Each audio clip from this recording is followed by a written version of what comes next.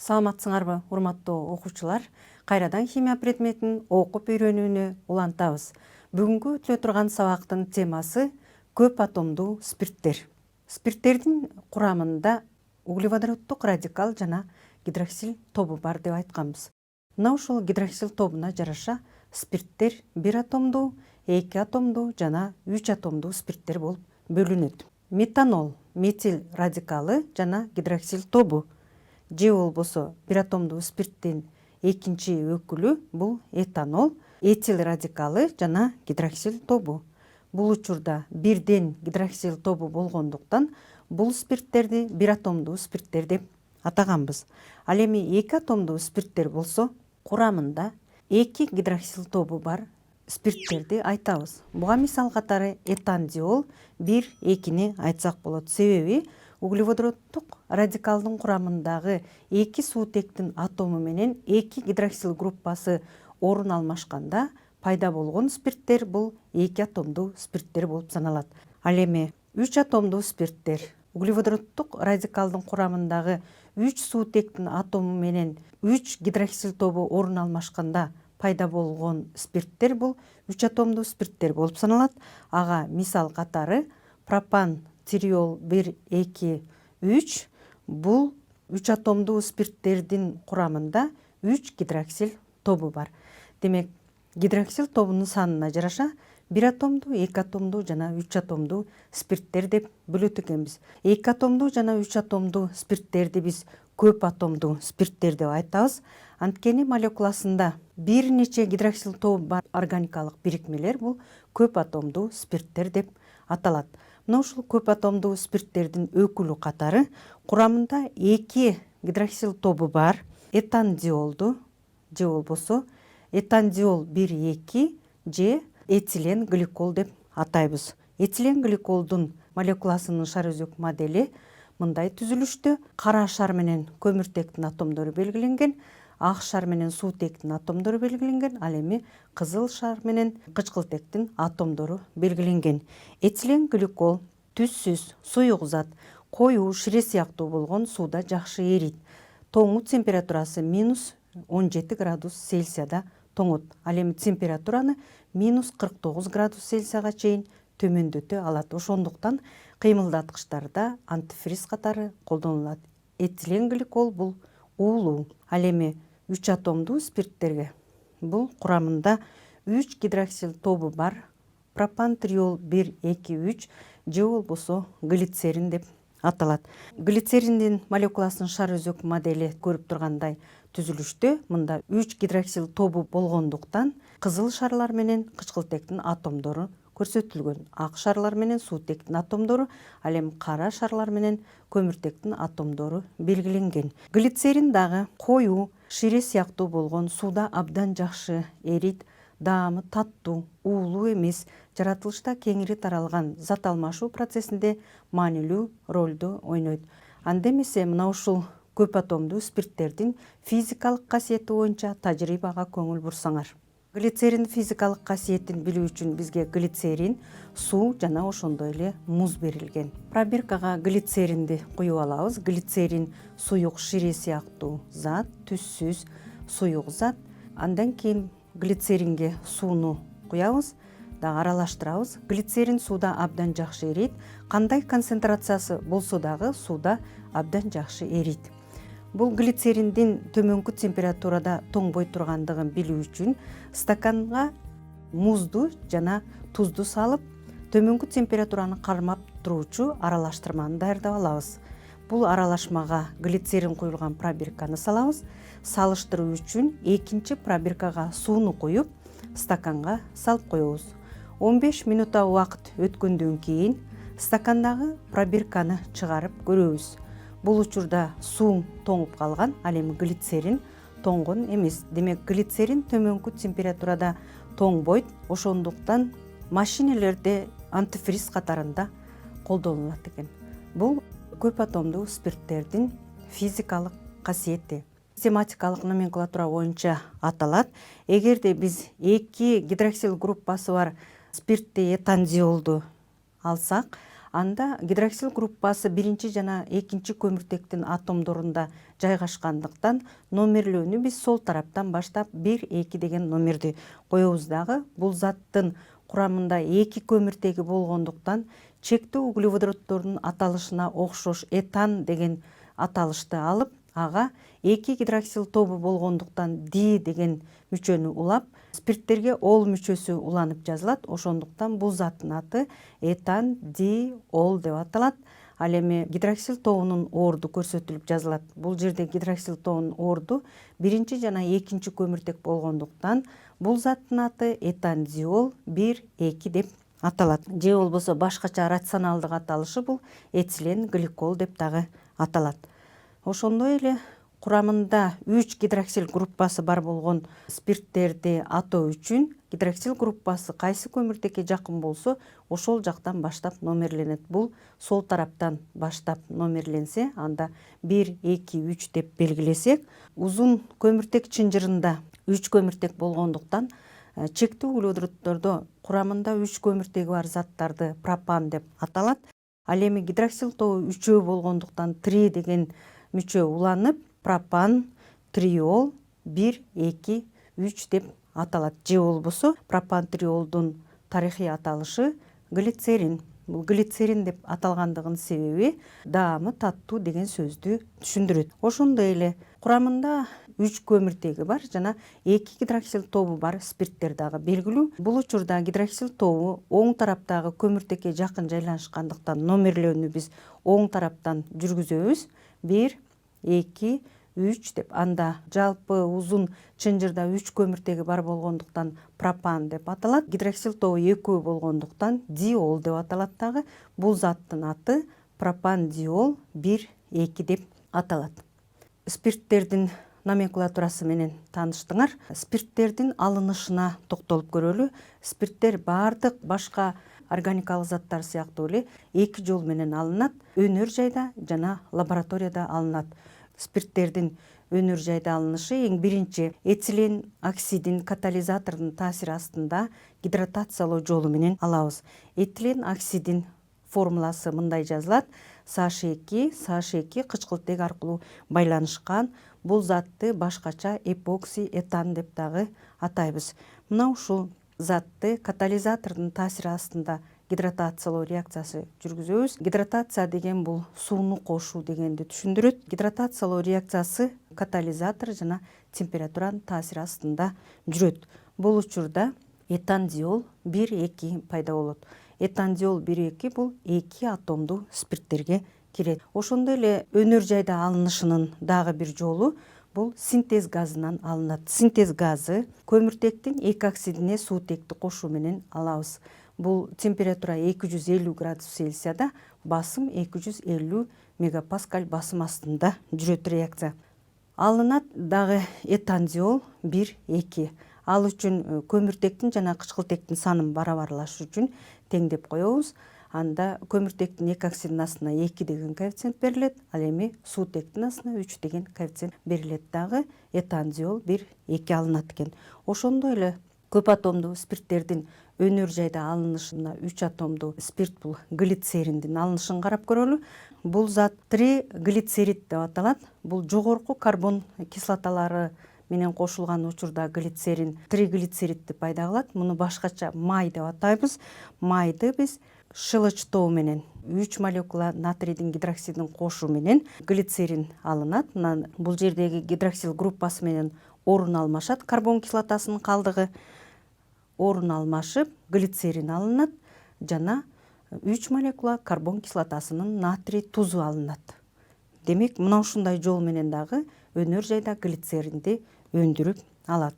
Пайда болгон зат глицерин жана карбон кислотасынын натрий тузу. Бул жерде карбон кислоталары төмөнкү түзүлүштөгү карбон кислоталар эмес, жогорку түзүлүштөгү карбон кислоталарынын глицератына шылычты кошуу менен глицерин өндүрүлүп алынат экен. Ошондой эле көп атомдуу спирттер лабораторияда алынат. Лабораторияда алынышы бул алкендерди кычкылдандыруу жолу менен алынат. Алкендерди кычкылдандырууда курамында кош байланышы бар зат эсиңерде бар болсо кош байланыш жайланышкан көмүртектен баштап номерлейбиз. Оң тараптан баштап номерленет. Анда бул заттын аты пропен 1 деп аталат. Анткени чексиз углеводород болгондуктан чексиз углеводороддорго N деген мүчө уланат. Мына ушул чексиз углеводороддорду нейтралдуу чөйрөдө жана кычкылдандыргыч катары калийдин перманганаты эсептелинет. Кычкылданган учурда 2 гидроксил тобу бар пропандиол 1,2 алынат жана ошондой эле марганецтин оксиди жана калийдин гидроксиди алынат экен. Бул лабораторияда көп атомдуу спирттердин алынышы. Андан кийин көп атомдуу спирттердин химиялык касиети. Көп атомдуу спирттердин химиялык касиети бир атомдуу спирттердин химиялык касиетине окшош. Айырмаланган жагы көп атомдуу спирттер оор металлдардын гидроксидтери менен дагы реакцияга кирет. Эң биринчи көп атомдуу спирттердин касиети бул активдүү металлдар менен аракеттенишин карап көрөлү. Активдүү металлдар менен аракеттенишкенде этандиол 1,2ге эгерде бир атом натрий кошулса, анда гидроксил тобундагы бир суутек менен орун алмашат дагы, анда натрийдин гликоляты пайда болот. Бул этандиолдун курамында 2 гидроксил тобу болгондуктан 2 моль натрий менен аракеттенишип, 2 суутек менен орун алмашканда пайда болот экен натрийдин гликоляты. Бул реакция баскыч менен жүрөт. Эң биринчи бир атом натрий менен орун алмашат, андан кийин экинчи атом натрий менен орун алмашат.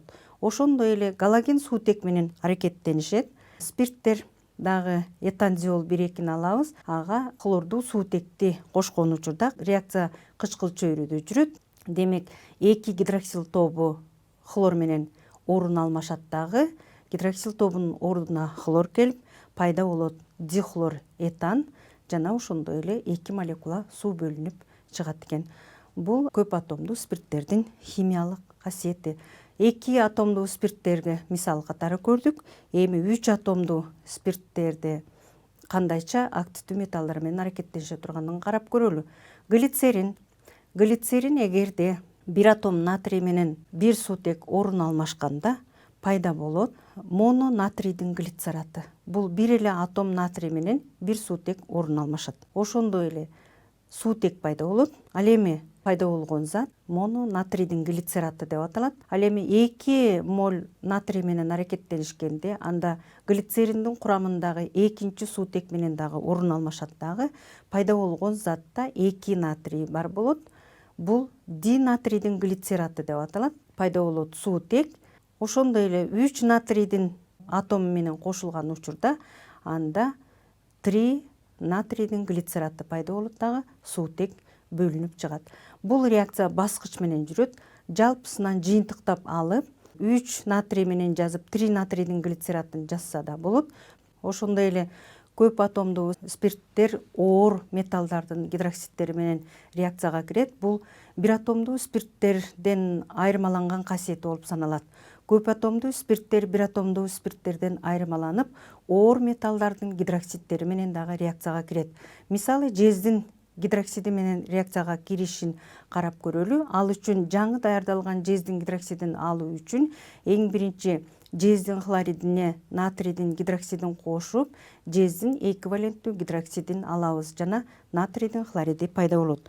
Алынган жездин гидроксидин глицеринге кошкон учурда анда глицериндин курамындагы 2 атом суутек гидроксид менен кошулуп, жездин глицераты жана суу пайда болот экен. Мына ушул реакция спирттерге мүнөздүү реакция болуп саналат. Анда эмесе спирттерге мүнөздүү болгон реакция боюнча тажрыйбага көңүл бурсаңар. Көп атомдуу спирттердин жездин сульфаты менен аракеттенишүү реакциясын көрүү үчүн бизге жездин сульфаты жана натрийдин гидроксиди берилген. Жаңы алынган жездин гидроксидин алыш үчүн жездин сульфатына натрийдин гидроксидин кошуу менен алабыз. Эң биринчи пробиркага глицериндин суудагы эритмесин даярдап алабыз. Ал үчүн пробиркага сууну коюп, андан кийин суу куюлган пробиркага глицеринди куябыз. Глицерин сууда абдан жакшы эрийт. Ал эми экинчи пробиркага натрийдин гидроксидин куюп алабыз. Түссүз суюк зат. Ага жездин сульфаты куябыз. Жездин сульфатын куйган учурда көк түстөгү чөкмө алынат.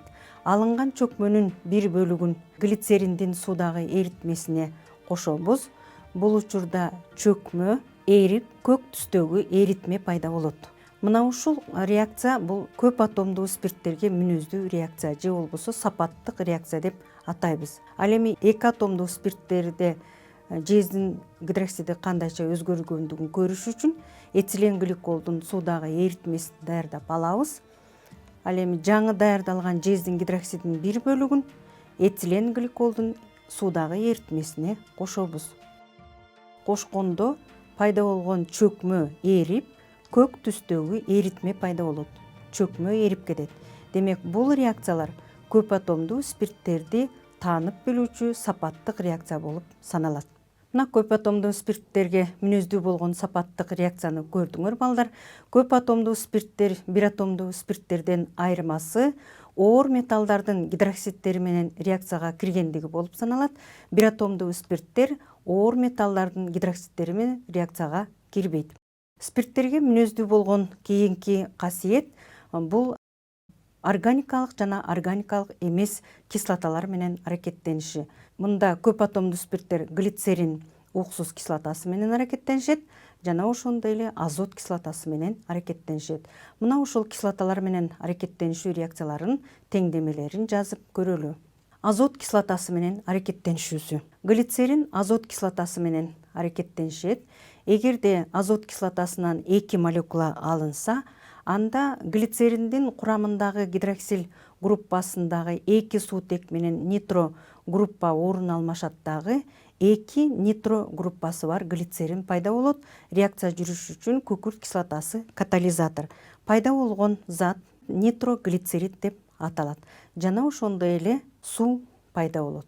Эгерде азот кислотасында 3 молекула алсак, анда глицериндин курамындагы гидроксил группасындагы 3 суутек менен орун алмашат дагы 3 нитроглицерид пайда болот. Анын теңдемеси төмөнкүдөй. Глицерин эгерде 3 молекула азот кислотасын алсак, анда глицериндин курамындагы гидроксил тобундагы 3 суутек менен нитро тобу орун алмашат дагы натыйжада 3 нитро группасы бар 3 нитроглицерид пайда болот жана 3 молекула суу бөлүнүп чыгат экен. Бул нитроглицерин жарылгыч зат болуп саналат. Буларды тоолорду жана тоолорго жол салганда жана ошондой эле түнелдерди салууда колдонулат. Андан кийин уксус кислотасы бул органикалык кислота. Органикалык кислоталар менен аракеттенишкен учурда уксус кислотасы бул учурда дагы 3 молекула суу бөлүнүп чыгат. Реакция жүрүш үчүн күкүрт кислотасы катализатор пайда болот. Глицериндин триацетаты пайда болот экен. Мына ушул жарылуучу затты эң биринчи глицеринден синтездеп алган адам бул Альфред Бернхард Нобель болуп саналат. Бул швед окумуштуусу химиги биринчи жолу эксперимент жасап 97 заводдун ээси, бизнесмен, 350 илимий жаңы ачылыштардын ээси болуп саналат. Мына ушул Альфред Нобель нитроглицеринди алып миллионду тапкан миллионду мамлекетке пайда келтирген илимий ачылыштарды ачкан илимпоздорго мурас катарында калтырган. Мына ушул мурастын негизинде Нобель сыйлыгы жана Нобель атындагы илимдин храмы, Нобель сыйлыгынын лауреаттарынын институту ачылган. Бул биринчи жолу Францияда глицеринди өндүрүүчү заводду негиздеген жана глицерин өндүрүлүп алынган. Ошондой эле глицеринден нитроглицеринди алган. Нитроглицерин жарылуучу зат болгондуктан биринчи жолу Альфред Нобель Зининдин лабораториясында иштеген. Зининдин лабораториясында глицерин өндүрүлүп алынган. Альфред иштей баштагандан баштап эле Зининдин лабораториясында глицеринден нитроглицеринди өндүрүп алууну пландаштырып, ошол пландын үстүндө кызуу иштей баштаган.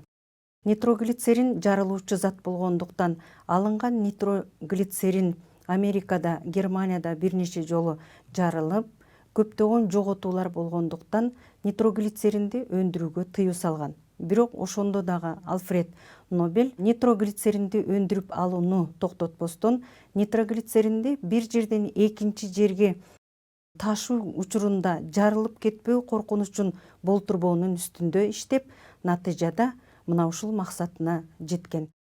Глицериндин колдонулушу. Глицерин абдан кеңири колдонулат. Глицерин медицинада нитроглицерин катарында кан тамырларды кеңейтүү үчүн колдонулат. Ошондой эле сорбит катарында колдонулат. Тамак аш өнөр жайларда кеңири колдонулат. Косметикада колдонулат жана машиналарда антифриз катарында колдонулат. Терини иштетүүдө колдонулат жана жарылуучу зат катарында кеңири колдонулат экен. Төмөнкү суроого жооп берсеңер. Спирттерге кайсы реакция мүнөздүү? Демек, орун алмашуу реакциясы, кычкылдануу реакциясы, суутекти бөлүп чыгаруу реакциясы, бардык жообу туура. Демек, туура жооп, бардык жообу туура. Демек, спирттерге орун алмашуу, кычкылдануу жана суутекти бөлүп чыгаруу реакциясы мүнөздүү экен. Мына ушуну менен бүгүнкү сабакты аяктайбыз. Бүгүнкү сабакта силер көп атомдуу спирттердин жалпы мүнөздөмөсү, ошондой эле көп атомдуу спирттердин номенклатурасы жана алынышы, колдонулушу менен тааныштыңар. Үчүнчү, көп атомдуу спирттердин металлдар менен аракеттениши. Төртүнчү, көп атомдуу спирттердин органикалык жана минералдык кислоталар менен аракеттениши. Мына ушуну менен бүгүнкү сабакты аяктайбыз. Кайрадан көрүшкөнчө саламатта болгула.